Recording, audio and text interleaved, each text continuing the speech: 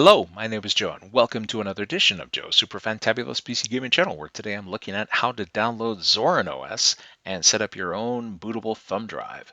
Zorin OS is the flavor of Debian/Ubuntu Linux that I utilize here on my channel for all of my gameplay. Now that I've switched to Linux away from Windows, I've been very happy with it. And if you'd like to give it a try, this is how you can do it. So it starts with going to Zorin.com, which is where you can find Zorin. Now, at the time of this recording, Zorin OS 18.1 is the most current version. However, if there's a newer version in the future, when you see this, these instructions should work for just about any version of Zorin going into the future. So don't get wrapped around the axle about the version number. So we can just say, all right, I want to go ahead and download Zorin OS. Now you'll be confronted with a couple of options. There's Zorin OS Pro, which does cost money. It helps to support the Zorin OS project. I like Zorin OS, so I've actually bought the Pro edition for the last 3 versions, but you don't have to. All of the gameplay that I demonstrate on my gaming channel, I do with the Core edition, which is free, because I want you to be able to see the kind of performance and capabilities that you would have if you're not spending any money. So here we can just go here to go to download. Now it will ask you if you want to go ahead and join their mailing list. You can give them an email address if you want to, or you can just say skip to download, and that way your download will begin. Depending on how fast your connection is, that'll determine how long this takes. So in my case, I have a gigabit connection, so hopefully it'll come in fairly quickly. It also depends on, is there something between you and the site that you're downloading that affects the speed? How busy is Zorin OS's website that day, and so forth and so on. Now, while that's downloading, the other part that we need is Rufus. Rufus allows us to create bootable USB drives, and it's completely free. So we can go here to download and say, okay, and there are a couple of different versions. The very first one, assuming that you're on Windows, is good enough here. So we can just say Rufus. It's a much smaller file, so it comes in fairly quickly. Whoops, uh-oh. Maybe the Zorin OS's website's a little busy. Okay, well, through the magic of editing, let's fast forward a little bit. See, it seems to go up and down. It's like 4 hours or 5 minutes. Who knows? Your mileage may vary. Okay, it took a couple of minutes here, but it looks like my download is complete. So I now have Zorin OS 18.1 Core available and Rufus. So the next step is to get a thumb drive. Now, they say that you can do this with a thumb drive about 4 gigabytes, but in my experience, sometimes depending on the version and the image, it might just be slightly too big. So just as a precaution, go with an 8 gigabyte thumb drive and you'll have less problems. So here, let me throw in a thumb drive here. There we go. So here we have a thumb drive here, which is set up as drive F. And so now I can go here to Rufus, and it says, are you sure you want to be able to run this? I was like, yeah, no problem. Rufus detects the fact that drive F is looks like I grabbed a 32 gig thumb drive. I thought I was grabbing a smaller one. Oh, well, that's okay. I'm going to use it for this demonstration regardless. But it did see that the thumb drive is on drive F, and now it's Rufus is saying, okay, what ISO file do we need here? So let's see, gonna select one. Oh, and since we're running it out of the same directory, it finds it right away. So I can just say I want Zorin 18.1 Core here, and then I just say start. There's nothing really else for me to do. It's like, are you sure you want to do this? I'm like, yes. It's like, I'm going to delete everything, Oh, and I have some stuff to download. I'm like, yep, do that too. It's like, you want to do this? I'm like, yeah, I'll just go ahead and do that. It's like a warning, everything will be destroyed. Yeah, well, there was nothing on it to begin with, so there's lots of acknowledgments. You know how it is. Lawyers make the world harder. Everything's always a bit of a headache. Now, it'll take a few minutes. We'll take the ISO image here and be able to set everything up. Okay, so now I'm just about done. How long this took will depend on how fast your USB drive is. So if you have a USB drive that's, say, 2.0, this could take longer, versus one that might be 3.0 or higher. Okay, so now I have a bootable drive here, and it's ready to be tested out, see how well it works. Now, your mileage may vary. Every computer is different.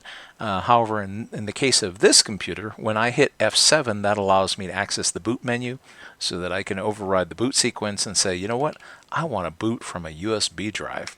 Now, it may be a different key for your particular computer. Oh, and then I'm presented a few options. I'm just going to go with the default, which is to try or install Zorin OS. So you'll have to find out what your option is. I know some computers will go with F12 or F8. It's just going to depend on your particular BIOS and what button it is that it requires. In some cases, if you're using an old corporate machine, I'm thinking like Dells or HPs that, I pick them up as refurbs myself. I mean, they're cheap. Sometimes they may have something set in the BIOS, and then the BIOS is locked with a password, which maybe they didn't give you. There is usually a jumper that's on those motherboards, and if you find it and you pull the password jumper off, you can clear it, and then you'll be able to change those configurations in order to be able to force the computer to boot into whichever you want, whether it's booting locally or through a USB device. So right now, now that I've selected my USB drive, I have a cheap one. So mine's only a USB 2.0. So this takes a little longer because the transfer speeds for the USB stick that I picked are not very fast. It's inexpensive. It has lots of capacity, but the trade-off is speed. Yeah, I wanted to get a drive that was cheap but had plenty of space, and so I sacrificed speed for that. So right now, the computer is opening up the image into memory and getting ready, and it wants to check and make sure that there's no obvious problems before it tries to run everything. And so that's what we're doing right now, is going through this process. Now, if you have a faster USB stick than I do, like say for example you're using a 3.0 or higher stick, this will go much faster because this is strictly dependent on how quick the transfer speed is in order to be able to get things back and forth. So for me, it's taking longer than it probably needs to, but because I was cheap. Okay, great. Check complete, no errors found. So now we're ready to start booting up Zorin. So it takes a little moment. We get the little acknowledgement here saying, yep, Zorin is booting. And it should fire up to a desktop pretty quickly. Now, the impressive thing is that this is a very small computer. This is a very modest little machine. In fact, here, I'll show you just how small. First, let's see. If you want, you can go straight into the installation, but I'm going to go ahead and say try. One of the things that I think is really great about Zorin is we have that little try feature, so that if you have a computer that you're curious about, you're wondering, I wonder if this computer can run Zorin. You can click try. Oh, well, apparently it's already interfacing with my stuff here. So it's telling me that my mouse battery is low. That's the nice thing is that it's able to communicate with all the devices that are already plugged in here. So it'll take a moment because it has to, like I said, it's accessing everything off of that USB 2.0 drive, but we should get a gauge here in just a minute where it'll show me exactly how depleted that mouse is, and here we go. So now you can tell what kind of mouse I'm using.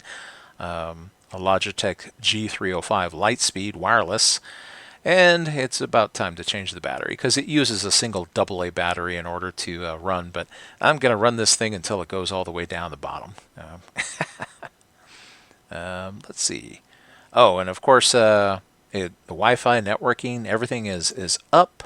As a matter of fact, here, if we want to look more about this particular computer, again, your computer will be different than mine. I'm just installing this on a cheap little B-Link PC. And just to show you how cheap, this takes a second. Like I said, it's running off of the thumb drive here, and the thumb drive I picked up was a slow one. Although, come on. Now, there we go. I was wondering if I typed something wrong. So this is the details for this particular system. As you can see, it's an Intel N100. If you're not familiar with those, they're in the Celeron family, so a very, very cheap processor. Although Celeron doesn't mean quite what it used to. Some people will say, "What, Celeron? That's terrible." It's like, it depends on how you look at it. What's nice about this computer, it doesn't use a lot of power, and it has the equivalent computing capacity of, say, like a 6th generation i5. The i5s are probably good enough for me for most computing tasks, and it's got a decent amount of memory and a little bit of storage space in order to get things done. So this will make a great little desktop computer for me.